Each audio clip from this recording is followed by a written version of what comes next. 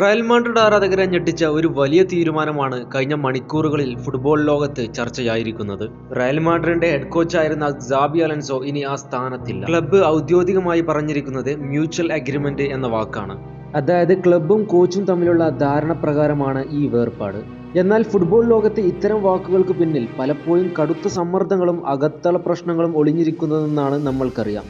സാബി അലോൻസോയെ പോലെ ഒരു യുവ ആധുനിക ഫുട്ബോൾ ചിന്താഗതിയുള്ള കോച്ച് റയൽ മാഡ്രിഡ് വിട്ടുപോകേണ്ടി വന്നത് എന്തുകൊണ്ട് എന്നതാണ് ഇപ്പോൾ എല്ലാവരും ചോദിക്കുന്നത്. 2025 ജൂണിലാണ് സാബി അലോൻസോ റയൽ മാഡ്രിഡിന്റെ ഹെഡ് കോച്ചായി നിയമിക്കപ്പെട്ടത്. കാർലോ ആൻസലോട്ടിക്ക് ശേഷം ഒരു പുതിയ ദിശയിലേക്ക് ടീം നയിക്കണമെന്ന വലിയ പ്രതീക്ഷയോടെയാണ് ക്ലബ്ബ് അലോൻസോയെ കൊണ്ടുവന്നത്. മുൻ റയൽ മാഡ്രിഡ് താരമായ അലോൻസോ കളിക്കാരനായിരുന്ന കാലത്ത് തന്നെ തന്റെ ഫുട്ബോൾ ബുദ്ധിയും നേതൃത്വവും തെളിയിച്ച ആളാണ്. ബയൺ ലെവർകൂസനിൽ നടത്തിയ കോച്ചിംഗ് പ്രകടനമാണ് അദ്ദേഹത്തെ റയൽ മാഡ്രിഡ് പോലൊരു വലിയ ക്ലബിലേക്ക് എത്തിച്ചത്. തുടക്കത്തിൽ തന്നെ ടീമിന്റെ കളിയിൽ ചില പോസിറ്റീവ് മാറ്റങ്ങൾ കാണാനായിരുന്നു. Buildup play, midfield control, positional football തുടങ്ങിയ കാര്യങ്ങളിൽ അലോൻസോയുടെ മുദ്ര വ്യക്തമായിരുന്നു. എന്നാൽ സമയം കടന്നുപോയതോടെ റയൽ മാഡ്രിഡ് പോലൊരു ക്ലബിൽ ആവശ്യമായ സ്ഥിരതയും വലിയ മത്സരങ്ങളിലെ ഫലവും ലഭിക്കാതെ തുടങ്ങി. ഈ കഥയിലെ ഏറ്റവും നിർണായകമായ നിമിഷം സ്പാനിഷ് സൂപ്പർ കപ്പ് ഫൈനലായിരുന്നു. ബാർസലോണക്കെതിരെയായ ആ ഫൈനൽ റയൽ മാഡ്രിഡ് 3-2 തോറ്റു. ഇത് വെറും ഒരു തോൽവിയല്ല, ഒരു എൽ ക്ലാസിക്കോ ഫൈനൽ തോൽവിയായിരുന്നു. റയൽ മാഡ്രിഡ് പോലൊരു ക്ലബിൽ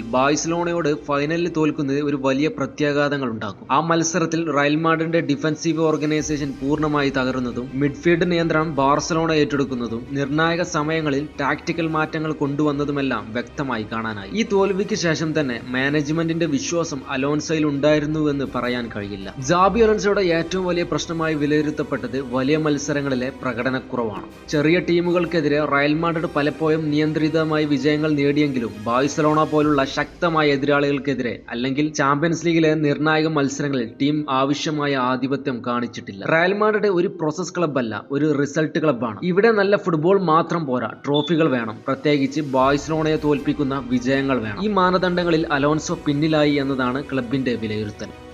ഇതിനു പുറമെ ഡ്രസ്സിംഗ് റൂമിനുള്ളിലെ ചില അസ്വസ്ഥതകളും റിപ്പോർട്ട് ചെയ്യപ്പെട്ടിരുന്നു. ചില സീനിയർ താരങ്ങളുമായി ഉണ്ടായ ടാക്ടിക്കൽ അഭിപ്രായ വ്യത്യാസങ്ങൾ, റൊട്ടേഷൻ പോളിസിയെക്കുറിച്ചുള്ള അസന്തോഷം, ചില താരങ്ങളുടെ സ്ഥാനമാറ്റങ്ങൾ എന്നിവ ടീമിനുള്ളിൽ ചെറിയ വിള്ളലുകൾ സൃഷ്ടിച്ചു എന്നതാണ് പുറത്തുവരുന്ന റിപ്പോർട്ടുകൾ. റയൽ മാഡ്രിഡ് പോലൊരു ക്ലബ്ബിൽ ഡ്രസ്സിംഗ് റൂം കൺട്രോൾ നഷ്ടപ്പെടുന്നത് കോച്ചിന് ഏറ്റവും അപകടകരമായ സാഹചര്യമാണ്. ഈ പ്രശ്നങ്ങൾ ചേർന്നാണ് ക്ലബ്ബും അലോൻസോയും തമ്മിലുള്ള ബന്ധം അവസാനിപ്പിക്കുന്നതിലേക്ക് കാര്യങ്ങൾ നീങ്ങി. സാബി അലോൻസോയുടെ റയൽ മാഡ്രിഡ് കാലഘട്ടത്തെ പൂർണ്ണമായും പരാജയമായി വിളിക്കാൻ കഴിയില്ല. അദ്ദേഹത്തിന് വ്യക്തമായി ഫുട്ബോൾ ആശയങ്ങൾ ഉണ്ടായിരുന്നു. ടീമിനെ ഒരു ആധുനിക സംവിധാനത്തിലേക്ക് കൊണ്ടുവരാനുള്ള ശ്രമവും ഉണ്ടായിരുന്നു. പക്ഷേ റയൽ മാഡ്രിഡിന്റെ ചരിത്രവും പ്രതീക്ഷകളും കണക്കിലെടുത്താൽ സമയം അലോൻസോയ്ക്ക് അനുകൂലമായിരുന്നില്ല. ഫലങ്ങൾ ഉടൻ വരണം എന്ന സമ്മർദ്ദമാണ് ഒടുവിൽ അദ്ദേഹത്തെ പുറത്തേക്ക് നയിച്ചത്. അലോൻസോയുടെ പുറപ്പെടലിന് പിന്നാലെ റയൽ മാഡ്രിഡ് എടുത്ത തീരുമാനം ഏറെ ശ്രദ്ധേയമാണ്. ക്ലബ്ബ് പുറത്തുനിന്ന് ഒരു വലിയ പേര് കൊണ്ടുവരുന്നതിന് പകരം ഒരു ഇന്റേണൽ സൊല്യൂഷനാണ് തിരഞ്ഞെടുത്തത്. മുൻ റയൽ മാഡ്രിഡ് താരവും കാസ്റ്റില്ല ടീമിന്റെ കോച്ചുമായ അൽവാരോ അർബലോവയാണ് ഇപ്പോൾ ടീമിന്റെ ചുമതല ഏറ്റിരിക്കുന്നത്.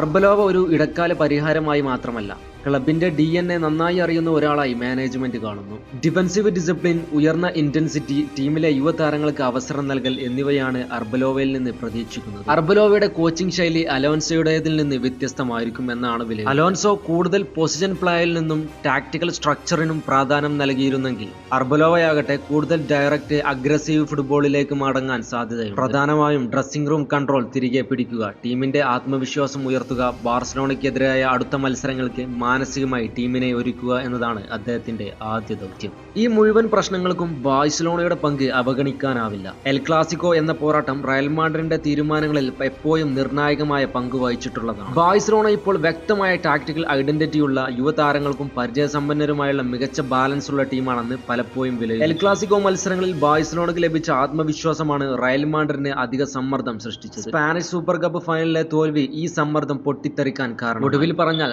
സാബി അലോൻസോയുടെ പുറപ്പെടൽ ഒരൊറ്റ മത്സരത്തിന്റെ ഫലമല്ല, മറിച്ച് വലിയ മത്സരങ്ങളിലെ സ്ഥിരതക്കുറവും മാനേജ്മെന്റ് പ്രതീക്ഷകളും എൽ ക്ലാസിക്കോ സമ്മർദ്ദവും ചേർന്നുണ്ടായ ഒരു തീരുമാനം തന്നെയാണ്. റയൽ മാഡ്രിഡിൽ ഒരു ചെറിയ കാലഘട്ടം അവസാനിച്ചു. ഇപ്പോൾ അൽവാരോ അൽബോവയുടെ നേതൃത്വത്തിൽ ഒരു പുതിയ അധ്യായം തുടങ്ങുകയാണ്.